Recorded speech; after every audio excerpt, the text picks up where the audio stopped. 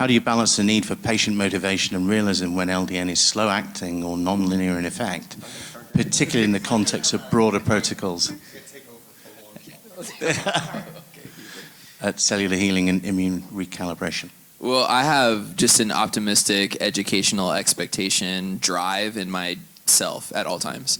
So like if a patient comes to you, they're obviously trusting you with guiding them into an expectation. And what I find as practitioners, we don't give valid, viable timelines and things to see when shifts should be expected in their body. So you cannot give them something as powerful as LDN and be like, well, it may, or it could work in like, maybe it's like 3 or maybe some like 2 months or so.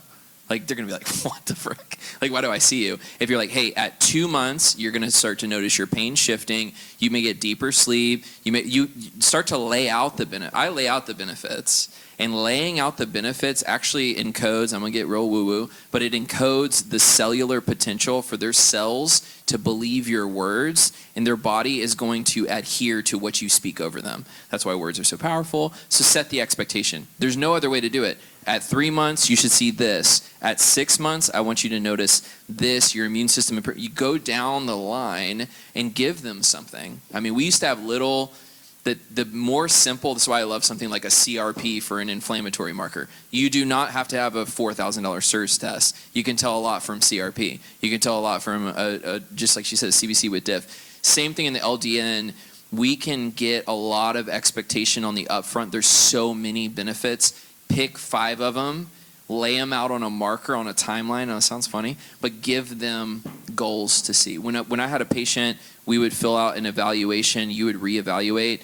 I was asking them practical questions of how they're feeling. I think sometimes we forget to do that. How are you feeling? Hey buddy, you doing all right? Yeah. Did your sleep improve? Do you feel less pain? And it's almost like you have to remind the body that they're in a healing state, and they're like, you know what, Mike? Yes. And I'm like, let's go. So that's something that I think we forget as practice, especially if you're in the weeds. You're seeing multiple people a day. They're all pulling on you. They all are trying to blow up your assistant's phone with 700 questions and, you know, that type of thing. As clear and something that I think is underutilized in clinic. I'm going to give a little other side note. I'm really good at making videos. Something that will revolutionize your clinic is get a TV in your waiting room. One thing I love about Holtorf Medical, you have all of his practitioners in the waiting room talking about therapies and how they will affect you. He's literally creating the environment for a patient to walk up to you and be like, well, can I try ozone for the first time? Or whatever that is. But imagine having an LDN video. Imagine having that information where you're the expert, they already trust you. And a lot of where we're lacking is we won't get on Instagram and say, hey, guess what? In 2 months, your pain will be reduced. Can you believe that? LDN is a miracle. Like, we've got to start doing that type of stuff and get out of the stigma behind it, you know? Sure, agreed. Within the constraints of direct-to-patient communication, obviously. Exactly. Be absolutely upfront about the expectations. I love exactly what you said, and I don't know that you do a good job about that, of being so granular, but I am very, very personal with the patient, discussing, you know, I'm getting these tests, this is why I'm getting this test, or this is why I really want this test, that maybe, you know, I do everything that's covered by insurance first. And, you know, I really think, you know, you're in a moldy building, and a lot of times it'll be the wife and the husband's not on board with it, with remediation. So it's like, bring them in, let's talk about it.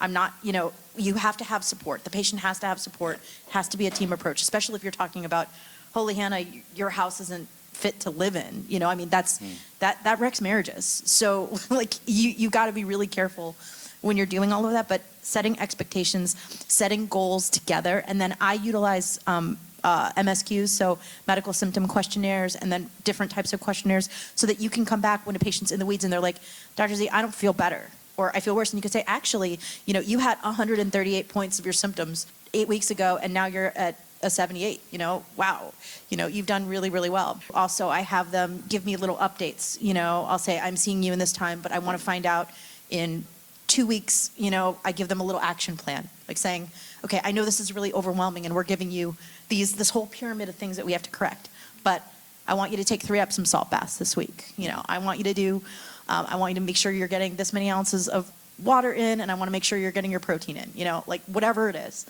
And setting goals and being able to do that. And also little dopamine hits of them being able to check off the easy things, that they've done. And and feeding forward and saying, wow, you did a really amazing job. And then you can work on bigger goals. It's that blend of affordability, testing and talking, and being able to develop a relationship, which means with your additional experience, it gets a lot easier to determine these things. Sorry, Sebastian, you were going to that. Oh, no, I was just, if it's okay. Yeah. So I'm going to point to someone in the audience. His name is Steve Ersfeld, fantastic pharmacist, and he developed his own patient monitoring program where he's got 24 different symptoms that he's got on a spreadsheet that is HIPAA compliant that the patient has access to. So if you want to talk about details, and then you can get into that entire program, where the patient can then check in on a weekly basis, and they self-select their symptoms and they put a score to it on their worst day when they initiate. And then they can track it over the next 3 months, because you can say at 2 months you should start seeing a dip once you hit your stabilized dose. And you're literally looking for that J curve. And so patient self-reporting symptom scores was one of the more powerful, more intelligent tools that I've seen developed. And then you can convert that and you can share that back with the provider, but then also importantly that the patient can actually see their progress. And so it's very easy for them to be like, I don't feel different. Yeah, but you were out gardening for 3 hours this week. Yeah, that's what I expected. Yeah, 2 months ago, you couldn't leave your chair. Oh yeah, I forgot about that. Well, I guess, I'm still sore after gardening, it's your fault. Well, yeah, I made you better. But then having very, very clear expectations, and this is something that we talk about, and sorry, I'm gonna throw my old bosses under the bus, under promise, over deliver, setting the expectations of this is the timeline by giving them this idea that it's going to be at least 2 to 3 months before you see any real impact at a stable dose. If you're still titrating and you're still finding that optimum dose, it's still going to be that sort of lag time. But what we find is that some patients have this sort of like 3-4 days later, yeah, I noticed this benefit. Great, keep track of it. But find your top 5 chief complaints, start there. We don't have to do 200 because that's going to be too much for your average patient. Like they're not going to fill out a chart every week. But if you give them, hey, choose your top 5 out of this group, those are the ones I want you to focus on. And if you notice anything that becomes negative, start adding it and see where that tracks, because then that's going to be your side effect profile. So it kind of balances each other out. But that tool, Steve, put up your hand online, there you go. He developed it, and so that's his intellectual property. I get to speak on it because it was so, so good and so valuable. That's what we've actually helped publish some case studies on. So thank you to Steve. But yeah, that's going to be the biggest one, is patient self-monitoring. Then that way you're not having to spend 40 minutes with the patient going over all of their notes. You can literally pull up, oh, you didn't fill it out. How do I know how you're doing? And then that can also, I think you've got an email service which then sends an automatic reminder, you haven't filled it out, et cetera, et cetera. So there's a lot of very valuable tools that we can do electronically. But again, patient reporting expectations.